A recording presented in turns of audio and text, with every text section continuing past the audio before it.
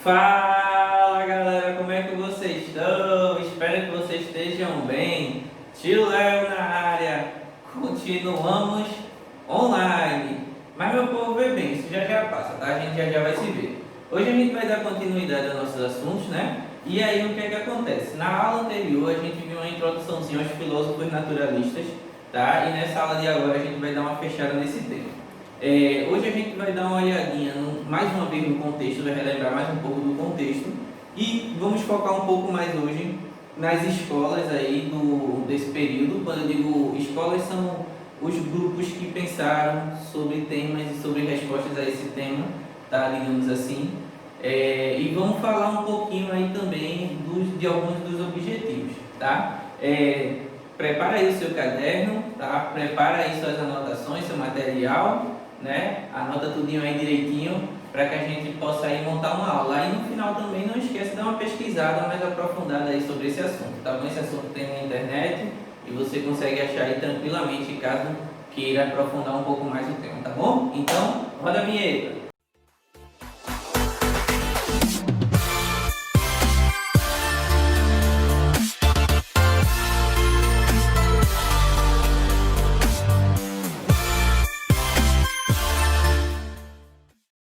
Bom, então vamos aí falar um pouco do contexto, como eu falei para vocês. Vê bem, o contexto aí de toda essa história, digamos assim, ela está na consolidação, na formação e na consolidação das polis, tá? Essa imagem aqui é só para você se situar um pouco, né? E o que são as polis? Esse assunto aí a gente já viu quando falou de Idade Antiga, lá no 6º ano, não sei se vocês lembram, tá? Polis são, como são chamadas, cidades-estados gregas, que são as cidades-estados.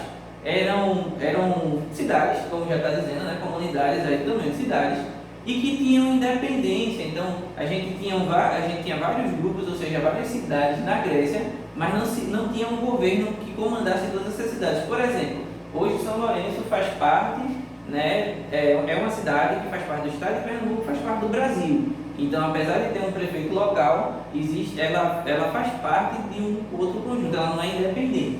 Se São Lourenço fosse independente, se São Lourenço não tivesse ligação com o estado, com o país propriamente dito, então a gente seria, digamos assim, uma cidade-estado. Mas isso é só para tentar contextualizar, né? A ideia de estado aí dá uma ideia de soberania, da ideia de independência. Nesse estado aí, lembrando que é com M maiúsculo, isso já foi falado em outras aulas. Então, com o surgimento das cidades-estados gregas, que a gente chama de polis, né? E aí tem essa imagem aqui para ilustrar, a gente vai ver um outro fenômeno acontecer, que é a transição do mundo rural para o mundo urbano. Então a galera vai sair aí, né, da parte mais rural e vai para as cidades, e vai morar nessas cidades. E aí, você vai perceber que antes, num período aí que a galera vivia mais no meio rural, a vida, ela comparada à vida urbana, ela era mais isolada, porque cada qual está ali dentro do seu clã familiar, dentro das suas terras, né, produzindo o suficiente para viver, e a saída para outras situações é mínima. Já na vida urbana, né, o contato é diário, então constantemente pessoas se comunicam, então a comunicação, o pensamento, a linguagem, tudo isso começa a se desenvolver, começa a ser cada vez mais cotidiano para as pessoas, né, por causa da nova dinâmica de vida. Uma outra coisa que vai contribuir também para essa mudança é justamente a transição do mito para o logos, tá? Como assim do mito para o logos?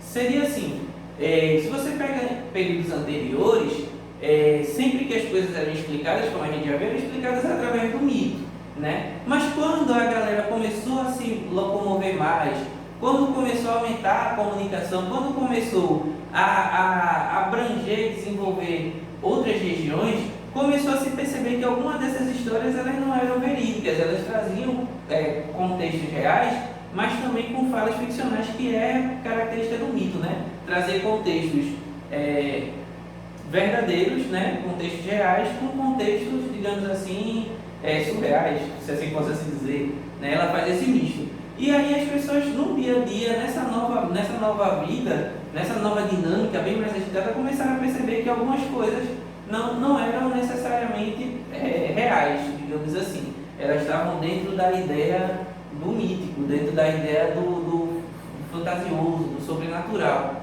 E aí começou-se a se buscar a esclarecer as coisas de uma maneira mais racional. É aí onde vem a ideia de logos, né? Tem um autor que ele coloca que é o equilíbrio perfeito entre o cosmos e a natureza.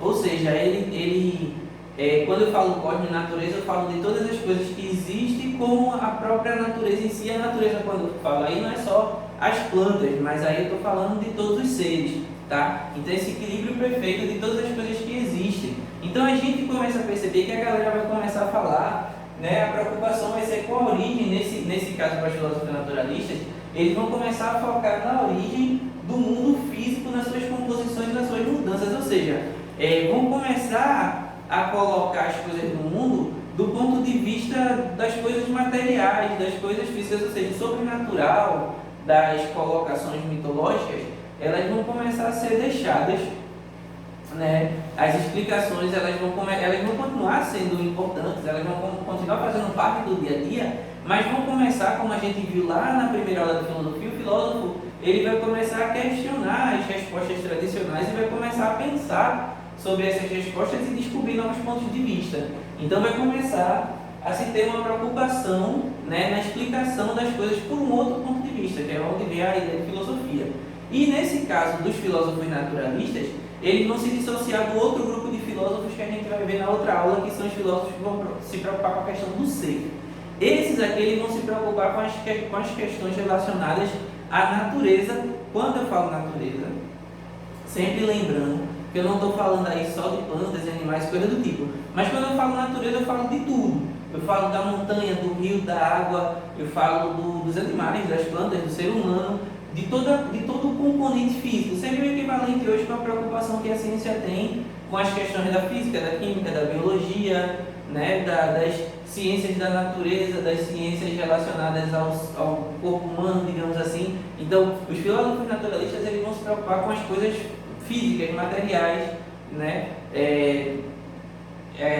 o surgimento relacionado mais a essas coisas, tipo assim, como o universo surgiu, qual a primeira partícula, né, de tudo isso, né, a gente vai ver que tem essa preocupação. Então a grande preocupação é justamente a origem do mundo físico, suas composições e suas mudanças. Esse é mais ou menos o foco, dissociando do outro grupo que vai se preocupar muito com a questão do ser e outras colocações que vão ser pensadas relacionadas ao dia a dia na polis e coisas do tipo, beleza? Então, só para fechar essa primeira parte, quando eu falo de natureza, eu estou falando aí não só de plantas e animais, mas de todo o mundo físico de maneira geral, tá bom? Vamos para a próxima parte. Bom, meu povo, dando continuidade aí ao nosso tema, tá? Eu vou comentar sobre algumas escolas pré-socráticas, como a gente já falou, esse termo inclusive um pouco mais conflitante de se usar, mais naturalistas ou cosmológicos, né? Entre esse contexto que a gente já viu histórico e as escolas que tratam sobre aqueles contextos que a gente já falou, a gente tem entre elas a escola jônica, né? A escola itálica, a eleática, a efésica, a gente tem a pluralista, a gente tem várias outras, são vários, tá? Mas eu botei esses aqui só para contextualizar. Inclusive você pode botar lá na internet e pesquisar sobre outras histórias e outros filósofos, que aqui também eu não botei todos. Por exemplo, aqui a gente não tem, por exemplo, Anaximenes, não botei, por exemplo, Xenófanes, Zenão, entre outros, tá? Mas de maneira geral, eu queria citar esses aqui, tá? Por exemplo, na escola jônica, Tales de Mileto, ele diz que por trás de todas as coisas existentes existe um princípio material, que é o Archer, né? Que a gente já falou na aula anterior. No caso de Tales, ele diz que esse princípio de todas as coisas seria, por exemplo, a água, né? A água como princípio de todas as coisas. E aí a gente vai ver muito desses filósofos, eles sempre tentando trazer qual seria o princípio de todas as coisas. Por exemplo, para Anaximandro, né, de Mileto também é assim. Sempre que a gente tiver assim, ó, de Mileto, né, alguns dos outros nomes sempre tem um dia, algum lugar, esse não é o sobrenome da pessoa, tá? Isso é a referência ao local, né, de onde ele veio, né? Fulaninho de não sei de onde. Então, no caso aqui, tá de Mileto, porque ele veio de Mileto, tá bom? Mas voltando, por exemplo, Anaximandro, ele diz aí da questão do apeiron, né? O apeiron, que seria basicamente uma matéria infinita. ele não se contenta, né, com explicações, por exemplo, lá no próprio Tales, que diz que o princípio de todas as coisas é a água ou qualquer outra coisa, e ele diz que seria uma matéria além dessa, né, uma matéria infinita, que ele deu esse nome para ser a base de todas as coisas. A gente vê aí Pitágoras, que provavelmente é um dos nomes mais famosos, você vê muito aí na matemática, né, por causa das suas questões matemáticas aí. Pitágoras, ele fala muito da questão da relação com a matemática, então é tudo vindo de lógicas matemáticas. É muito influente e importante esse pensamento, porque realmente o uso da matemática para o dia a dia e para todas as coisas ele tem sido muito importante, inclusive até no dia de hoje, muito importante inclusive no dia de hoje. Né? Então Pitágoras ele tem essa relação com a questão da matemática. Parmênides, por exemplo, ele propõe que seja a questão da Terra, né? Vai ter outros que vai propor que é o ar ou algumas outras coisas desse princípio.